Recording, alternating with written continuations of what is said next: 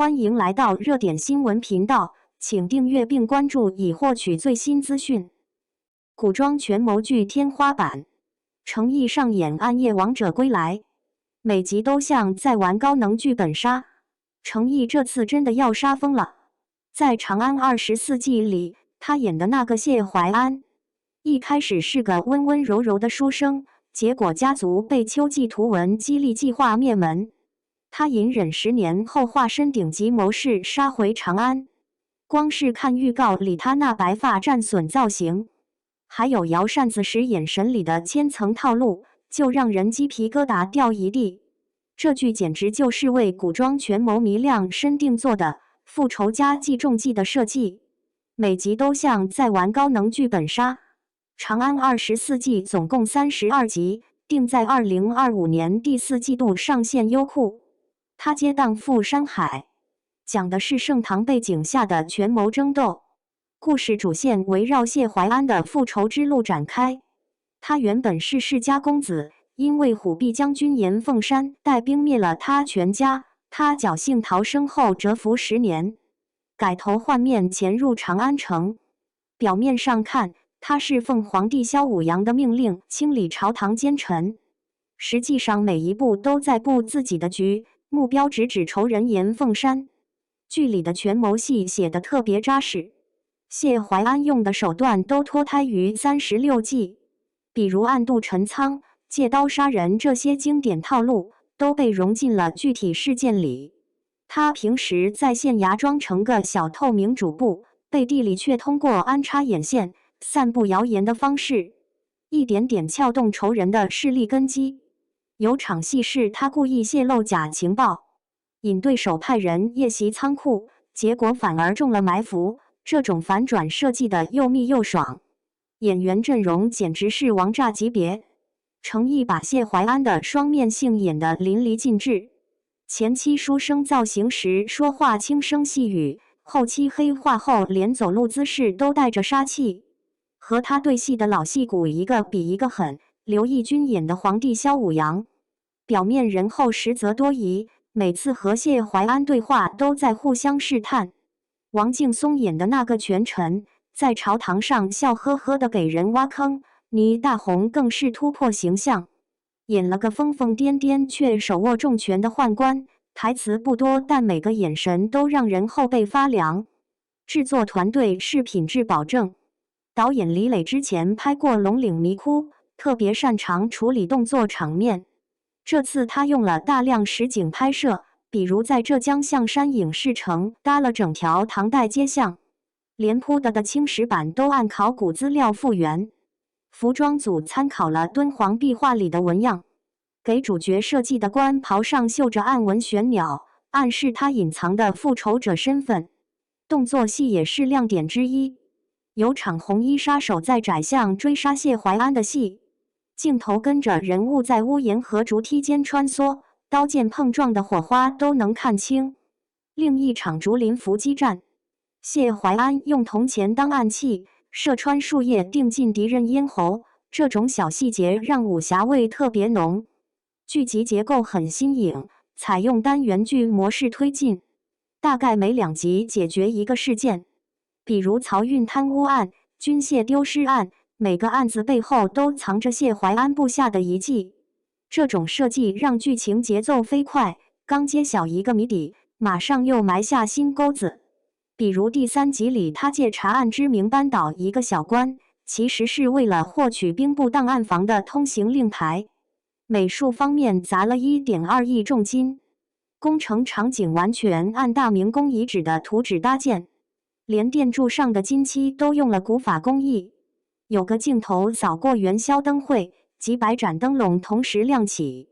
映着琉璃瓦的流光，盛唐的富贵气象直接扑面而来。道具组甚至复刻了唐代的青铜熏香炉，炉盖开合时能看到里面盘旋的烟纹。音乐和音效也很讲究，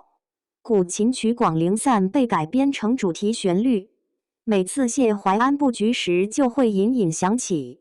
朝会场景里的环佩叮当声是专门找工匠打制玉片实录的，走路时清脆的碰撞声能听出官职高低，品级越高，遇事碰撞声越缓。台词设计藏着不少心眼。谢怀安和皇帝对话时常用双关语，比如臣愿为陛下分忧，实际意思是我要借你的刀杀人。有场戏他给对手送点心，礼盒里放着桂花糕，对方打开后脸色骤变，因为唐代官场暗语里贵同贵，暗示要价太高。配角故事线也不含糊，徐璐演的女商人经营着长安最大的丝绸铺，表面是谢怀安的红颜知己，实则掌握着江湖消息网。他每次出现都带着新情报，比如用绣品花纹传递密信，或是借货船调度掩护人员流动。打光摄影很有电影感，夜戏基本用烛光和月光当主光源。谢怀安在暗室里看地图时，半张脸隐在阴影中，只有手指划过的地方被油灯照亮。有个从屋檐俯拍长安城的全景镜头，120架无人机同时航拍，把方室间的灯火拍得像星河铺的。剧本埋的伏笔相当密集。第一集谢怀安在茶楼听人说书，讲的是黄雀在后的故事。到第15集才发现这个说书人是他10年前安插的暗桩。这种前后呼应的细节几乎每集都有，比如他随身带的折扇，扇骨里其实藏着小刀。群演调度也很见功力，朝堂戏里站了300多个演员，每个人的站位都按史料理官员品级排列。有场科举放榜的戏，群众演员的欢呼和叹息声都是分层录制，最后混音成真实的市井喧哗。特效主要用于扩展场景，数字技术还原了朱雀大街的100米宽度，街边酒旗飘动的幅度都按当时风速模拟。有段幻术表演的戏，灯笼变飞鸟的镜头用了实体道具加 CG 合成，鸟群掠过屋顶时连羽毛反光都做了渲染。礼仪指导请了唐文化专家，演员行礼时拱手的高度、步年起落的节奏都严格按开原理操作，连宫女端茶时先迈哪只脚都有规定，为的是还原唐代宫廷的森严等级。道具细节充满隐喻。谢怀安书房挂的《寒江独钓图》暗合他孤身复仇的处境。皇帝练字时总写制衡2字，暴露他对权术的痴迷。这些物品的特写镜头往往暗示后续剧情走向。服装色彩心理学玩得很溜。谢怀安前期穿青白浅色显书生儒雅，复仇阶段换玄色深衣增强压迫感。反派严凤山的铠甲肩甲故意做宽，视觉上放大他的霸道气场。剪辑节奏经过精心设计，文戏对话常用正反打镜头制造紧张感，武戏则多用手持摄影增强临场感。有场密室谈判戏，3个机位同时拍微表情，剪出来连嘴角抽动都看得清。场景转换充满巧思。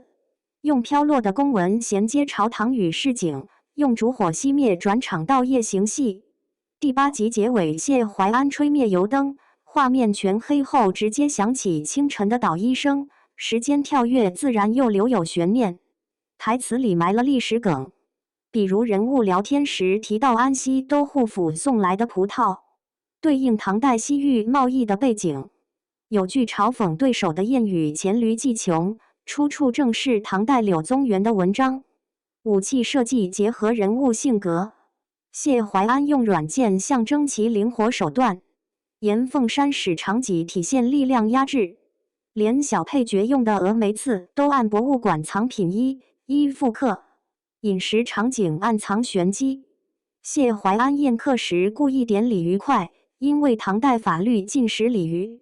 此举试探对方是否守法。这种细节在剧里层出不穷，让权谋戏更有嚼头。